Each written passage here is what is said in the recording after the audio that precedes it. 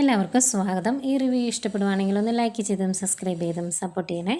അപ്പം ദേവയാനി നയനയ്ക്ക് ഫ്രൂട്ട്സൊക്കെ അരിഞ്ഞ് കൊടുത്തുകൊണ്ടിരിക്കുകയാണ്. അന്നേരം നയന പറയുന്നുണ്ട്, അമ്മ എനിക്കിനി വേണ്ട, വയറിൻ്റെ അകത്ത് എന്തോ ചെറിയൊരു വേദന പോലെയുണ്ട്, എപ്പോഴും ഇടപെട്ട് ഇങ്ങനെ ഭക്ഷണം കഴിക്കുന്നതുകൊണ്ടാണെന്നാണ് തോന്നുന്നത് എന്നൊക്കെ ഇങ്ങനെ പറയുക. അന്നേരം ദേവയാനി പറയുന്നുണ്ട്, അതിന് മോള് നേരത്തെ കുടിച്ച ജ്യൂസ് അല്ലേ, അത് ദഹിക്കാൻ ഒരുപാട് സമയമൊന്നും വേണ്ടല്ലോ, അതുകൊണ്ട് ഇതുകൂടെ കഴിക്കാമെന്ന് പറഞ്ഞ് കഴിപ്പിക്കുക.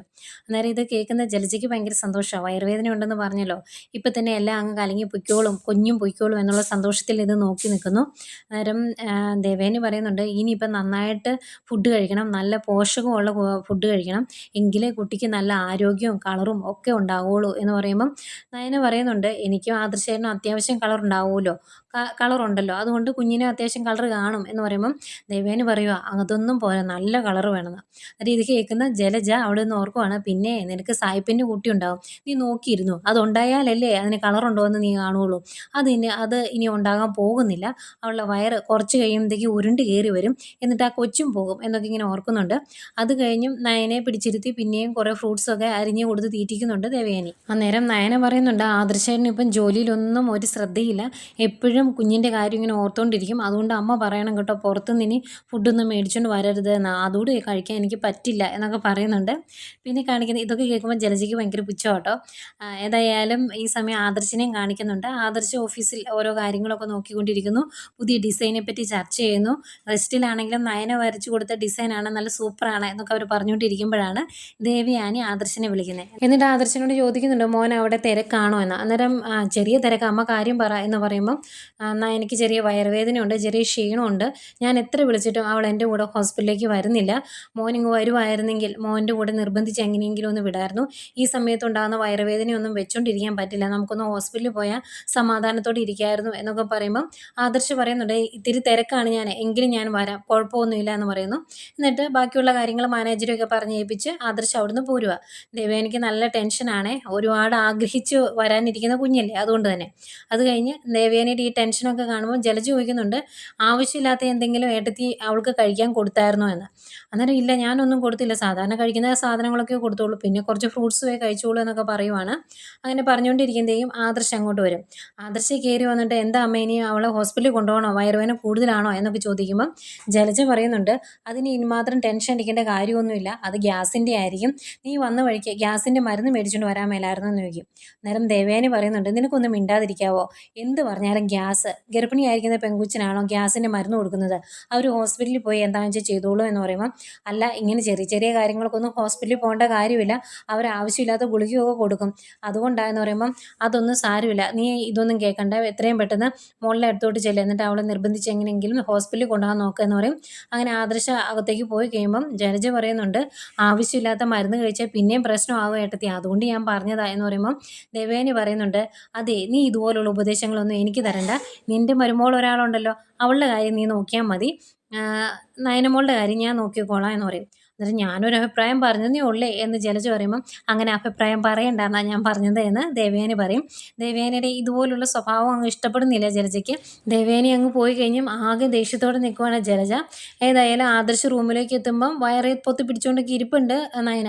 അന്നേരം ആദർശിനെ കാണുന്നത്, ഇതെന്താ ആദർശേട്ടൻ നേരത്തെ വന്നത് എന്ന് ചോദിക്കും. അന്നേരം ദേവയാനിയും കൂടെ വരും. ദേവയാനി പറയുന്നുണ്ട്, ഞാൻ വിളിച്ചിട്ടാണ് അവൻ വന്നത്, മോളോട് ഹോസ്പിറ്റലിൽ പോകാമെന്ന് ഞാൻ പറഞ്ഞിട്ട് മോള് കേട്ടില്ലല്ലോ, അതുകൊണ്ടാണ് അവനോട് വരാൻ പറഞ്ഞത്, അവൻ വന്ന് നിർബന്ധിച്ചാലേലും മോള് കൂടെ പോകുമല്ലോ, അതുകൊണ്ടാണ് എന്ന് പറയും. അന്നേരം നയന പറയുന്നുണ്ട്, ഈ അമ്മയുടെ ഒരു കാര്യം, എനിക്ക് ഒരു കുഴപ്പമില്ല, ഹോസ്പിറ്റലിൽ പോകേണ്ട പ്രശ്നങ്ങളൊന്നുമില്ല, വേണ്ടായിരുന്നു എന്ന് പറയുമ്പം ദേവേനി പറയുന്നുണ്ട്, അത് മോളല്ല തീരുമാനിക്കുന്നത്, പ്രഗ്നൻ്റ് ആയിരിക്കുമ്പം ഇതുപോലുള്ള ചെറിയ അസ്വസ്ഥത വന്നിട്ടുണ്ടെങ്കിൽ അപ്പോൾ തന്നെ നമ്മൾ ഹോസ്പിറ്റലിലേക്ക് പോകണം, അതുകൊണ്ട് റെഡിയായി പോകാൻ പറയും. അന്നേരവും വേണ്ട വേണ്ട എന്ന് പറഞ്ഞുകൊണ്ടിരിക്കുകയാണ് നയന. അന്നേരം ആദർശ് ചോദിക്കുന്നുണ്ട്, നിനക്ക് പോയി റെഡിയായി വരാൻ പറ്റുമോ, അതോ ഞാൻ നിന്നെ എടുത്തുകൊണ്ട് പോകണമെന്ന് ചോദിക്കുമ്പോൾ, വേണ്ട, ഞാൻ വരാം എന്ന് പറയും. പിന്നെ പോയി ഡ്രസ്സ് മാറുക എന്ന് പറയുമ്പോൾ, ഡ്രസ്സൊന്നും മാറുന്നില്ല, ഇത് തന്നെ മതി എന്ന് പറയുവാണ്. അന്നേരം ദേവേനി പറയുന്നുണ്ട്, അങ്ങനെ നല്ല കുട്ടിയായി മോള് ഹോസ്പിറ്റലിൽ പോയി ഡോക്ടറെയൊക്കെ കണ്ടിട്ട് എങ്കിലേ നമുക്കൊരു മനസ്സമാധാനമുള്ളൂ, അത്രത്തോളം ഞാൻ ഈ കുഞ്ഞിനെ ആഗ്രഹിക്കുന്നുണ്ട് എന്നൊക്കെ ദേവേനി പറയുന്നുണ്ട് കേട്ടോ. ഏതായാലും അവർ ഹോസ്പിറ്റലിലേക്ക് പോകാൻ വേണ്ടി ഇറങ്ങി വരുവാണ്. അന്നേരം താഴെ ജലജ ഭയങ്കര സന്തോഷത്തോടെ ഇരിക്കും കേട്ടോ, ഇപ്പം കൊച്ചു പോകും എന്നാണ് ജലജയുടെ ഒരു തോന്നൽ. ഇറങ്ങി വരുന്നത് ചോദിക്കുന്നുണ്ട്, ഇവൾക്ക് എങ്ങനെയുണ്ട്, ഇപ്പോൾ കുറവുണ്ടോ എന്ന്. അന്നേരം ആദർശ് പറയും, ഇല്ല, വയറുവേദനയുണ്ട്, അതുകൊണ്ട് ഹോസ്പിറ്റലിൽ പോയേക്കാം എന്ന് വെച്ചത് എന്ന് പറയുമ്പം, അവിടെ ചെല്ലുന്നത് ഒരു സ്കാനിങ് ഒക്കെ നടത്താൻ പറ എന്ന് പറയും. അന്നേരം ആദർശ് പറയും അത് ഡോക്ടർക്ക് അറിയാലോ, ഡോക്ടർ എന്താണെന്ന് വെച്ചാൽ ചെയ്തോളും എന്ന് പറയും. അന്നേരം ഈ ജലജയുടെ സന്തോഷം കണ്ടിട്ടാന്ന് തോന്നുന്നു ആദർശ് ചോദിക്കുന്നുണ്ട്, ഇനിയിപ്പം ഇവൾക്ക് കൊടുക്കാൻ പാടില്ലാത്ത എന്തെങ്കിലും അപ്പച്ചി കൊടുത്തായിരുന്നോ എന്ന് ചോദിക്കുക.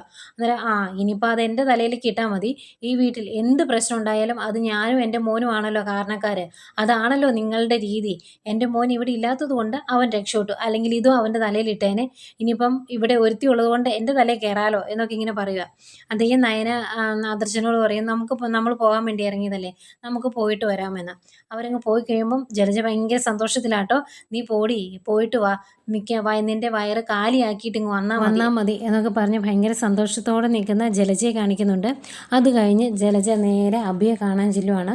ചെന്ന് കഴിയുമ്പോഴത്തേക്കും അഭി ആദ്യമേ പറയുന്നത്, അമ്മ ഞാനൊരു ജയിൽ പുള്ളിയായി, എനിക്കിത് സഹിക്കാൻ മേല എന്നാണ് പറയുന്നത്.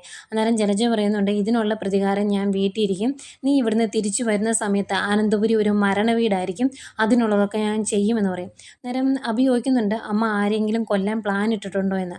അന്നേരം അങ്ങനെ ഉണ്ട് എന്ന് പറയുമ്പം സൂക്ഷിക്കണം കേട്ടോ എന്ന് പറയുക. അന്നേരം ജലജ പറയുന്നുണ്ട്, ഇതിനങ്ങനെ സൂക്ഷിക്കേണ്ട കാര്യമൊന്നുമില്ല, നയനയുടെ ജനിക്കാത്ത കുഞ്ഞിനെയാണ് ഞാൻ കൊല്ലാൻ ഉദ്ദേശിച്ചേക്കുന്നത്, നിന്നു മുമ്പിൽ ഏറ്റവും കൂടുതൽ ആളാകുന്നത് ആദർശല്ലേ, അതുകൊണ്ട് അവൻ ഇനി വേദനിക്കണം എന്നൊക്കെ പറയുവാണ്.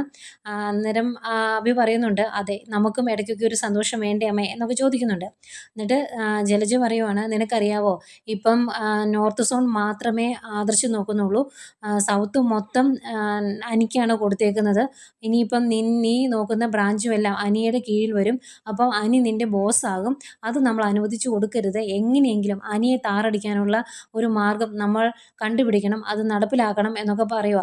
അന്നേരം അഭി പറയുന്നുണ്ട്, അവൻ ഒന്നാമതാകുന്നതിന് കാരണം അവിടുത്തെ മാനേജർമാരാണ്, കേരളത്തിലെ നമ്പർ 1 മാനേജർമാരെയാണ് അവൻ ഇട്ട് കൊടുത്തേക്കുന്നത്, എനിക്കിങ്ങനെ ഒന്നും ചെയ്തു തന്നിട്ടില്ല, അനന്തപുരിയിലെ വെറും വേസ്റ്റാണ് ഞാൻ എന്ന് പറയുമ്പം ജലജ പറയുന്നുണ്ട്, ഞാനും അങ്ങനെ തന്നെയാണ്, ആ ദേവയാനി വിവാഹം കഴിപ്പിച്ച് കൊണ്ടുവന്ന കാലം തൊട്ട് ഞാനത് കേൾക്കുന്നതാണ്, അതുകൊണ്ട് അതെല്ലാം കൂടെ കൂട്ടിയാണ് അവളുടെ മരുമോൾക്ക് ഞാൻ പണി കൊടുത്തത് എന്ന് പറയും കേട്ടോ.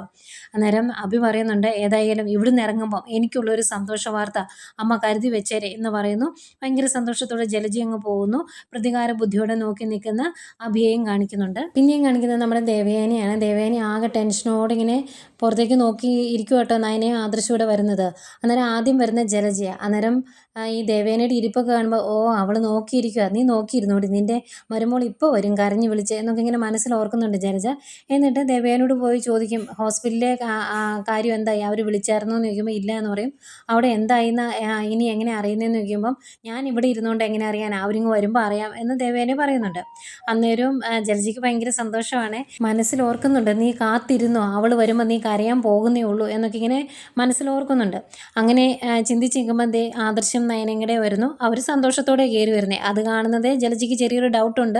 വന്നു കയറി എന്താ പ്രശ്നം എന്ന് ചോദിക്കുന്നതേ ആദർശ് പറയുന്നുണ്ട്, ഇവൾക്കൊരു കുഴപ്പവും ഇല്ലായിരുന്നു, ഹോസ്പിറ്റലിൽ ചെന്നപ്പോഴേ ഇവളുടെ വേദനയെല്ലാം പോയി, പിന്നെ ഡോക്ടർ ചെക്കപ്പൊക്കെ നടത്തി പ്രശ്നമൊന്നും ഇല്ല എന്ന് പറഞ്ഞിട്ടാണ് വിട്ടത്, കുറച്ച് വൈറ്റമിൻ ടാബ്ലറ്റൊക്കെ ഉള്ളൂ, ഇങ്ങനെ ചെറിയ ചെറിയ ഒരു അസ്വസ്ഥതയൊക്കെ ഇടയ്ക്ക് ഉണ്ടാകുമെന്ന് ഡോക്ടർ പറഞ്ഞിട്ടുണ്ട് എന്ന് പറയും.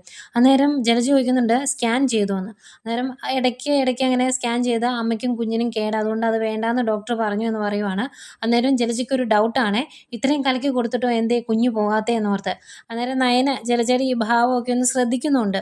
ഏതായാലും ഇത്രയും കേട്ട് കഴിയുമ്പം ദേവയാനിക്ക് സന്തോഷമാവും. ദേവയാനി പറയുന്നുണ്ട്, ഇനി മോൾ ഒരു പണിയും ചെയ്യേണ്ട, റൂമിൽ പോയി കിടന്നു എന്ന്. അന്നേരം നയന പറയും, ഞാൻ ശരീരം അനക്കാതെ ഇങ്ങനെ ഇരിക്കുന്നതുകൊണ്ടായിരിക്കും എനിക്ക് ഇങ്ങനെയുള്ള അസ്വസ്ഥതയൊക്കെ വരുന്നത്, എന്തെങ്കിലുമൊക്കെ ചെയ്യുന്നതാണ് നല്ലതെന്ന് പറയുമ്പോൾ, ഇനി ഒന്നും എടുക്കണ്ട, റൂമിൽ പോയി കിടന്നാൽ മതി, പൊയ്ക്കോ എന്ന് പറയുവാണ്. അങ്ങനെ ആദർശം നയനയും കൂടെ അങ്ങോട്ട് കയറി പോകുന്നു. പോയി കഴിയുമ്പോൾ ആകെ വിഷമാട്ടോ ജലജയ്ക്ക്. ജലജ മനസ്സിലോർക്കുക, ഇനി ഇവൾക്ക് വിഷം കലക്കി കൊടുത്തിട്ടും കാര്യമില്ലെന്നാണ് തോന്നുന്നത് എന്നൊക്കെ.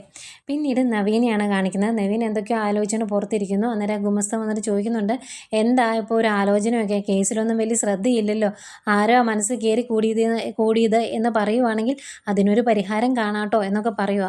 അന്നേരം നവീൻ പറയുന്നുണ്ട്, നിങ്ങൾ പ്രത്യേകിച്ച് പരിഹാരം ഒന്നും കാണണ്ട, ഞാൻ അമ്മയോട് പറഞ്ഞോളാം, അമ്മയോട് പറയുമ്പോൾ അമ്മയ്ക്ക് ഇഷ്ടപ്പെടുവോ എന്നൊരു കാര്യത്തിലാണ് എനിക്ക് ചെറിയൊരു സംശയമുള്ളത് എന്ന് പറയും.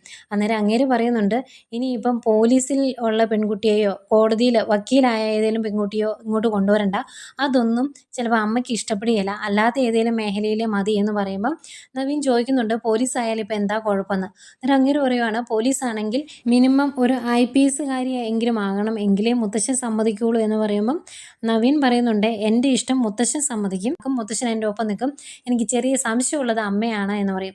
അന്നേരം നവീൻ പോകാൻ റെഡിയായിട്ട് നിൽക്കുവാണല്ലോ. എവിടെ പോവുകയാണ് എന്ന് ചോദിക്കുന്നുണ്ട് അങ്ങേര്. അന്നേരം പറയും ഞാൻ പോലീസ് സ്റ്റേഷനിൽ പോവുകയാണ്, പോലീസ് സ്റ്റേഷനിൽ പോയി ഒരാൾക്ക് ജാമ്യം എടുക്കണം എന്ന് പറയുമ്പം ഇതൊന്നും നേരത്തെ ഇല്ലാത്ത പരിപാടിയായിരുന്നല്ലോ, മനസ്സിൽ ഒരാൾ കയറി കൂടിയ പിന്നെയാണല്ലോ ഇങ്ങനെയുള്ള ചിന്തകളൊക്കെ എന്ന് പറഞ്ഞ് കളിയാക്കുന്നുണ്ട്. അന്നേരം നവീൻ പറയുന്നുണ്ട് തൻ്റെ കുരുട്ടുബുദ്ധിയിൽ ഓരോന്ന് ആലോചിച്ചെടുത്തിട്ട് അമ്മയോട് പോയി പറയാൻ നിൽക്കണ്ട, സമയമാകുമ്പോൾ ഞാൻ പറഞ്ഞോളാം എന്ന്. അത് കഴിഞ്ഞ് നവീൻ നേരെ പോലീസ് സ്റ്റേഷനിലേക്ക് വരുന്നു.